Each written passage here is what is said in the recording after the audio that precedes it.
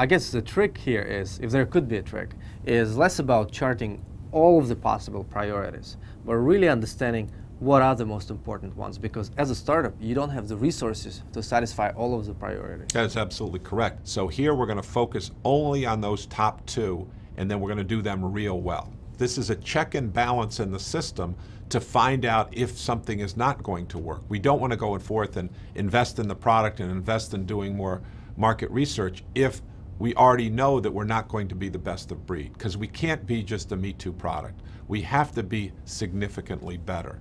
So this is the point where you iterate again, like we do with so many other steps. We iterate until we figure out for which customer can we create significantly more value than anybody else.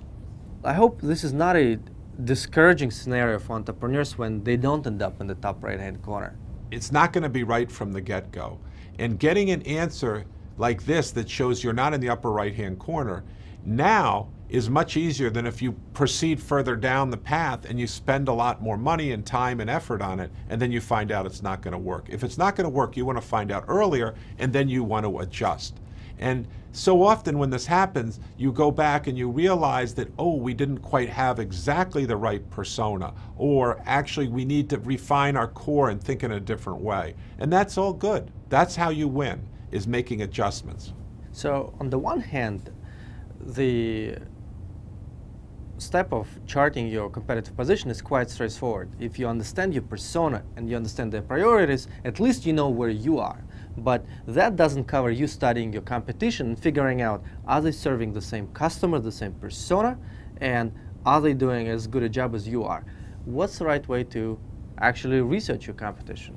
You look at them holistically. You say, what customer are they targeting?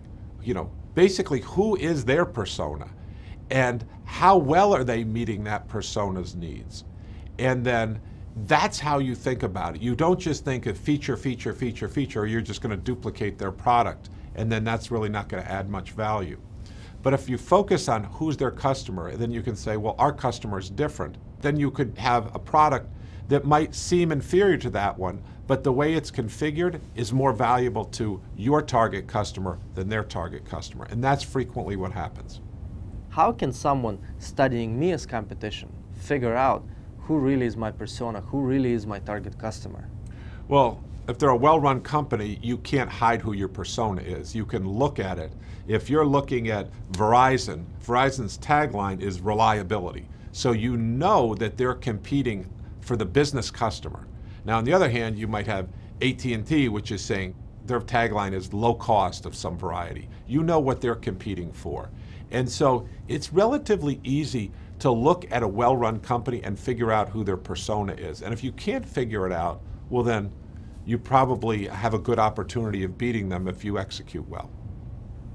A lot of entrepreneurs struggle with the idea of presenting their competition because they feel they are attacking completely new markets that are untapped. What do you think about those scenarios where it is a new market and maybe there is no competition? If there's no competition, that means there's no market. If there's a market, then there's going to be competition.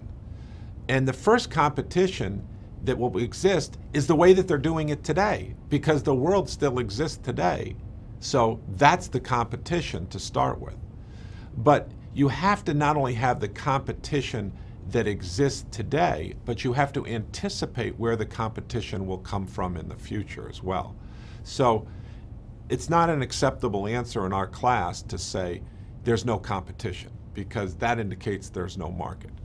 There is competition by definition because they're doing something today or they're not doing something today, so that is your competition. And then if it is a good market, there will be competition in the future, and then the question is, do you anticipate that? And this goes back to the core we were talking about.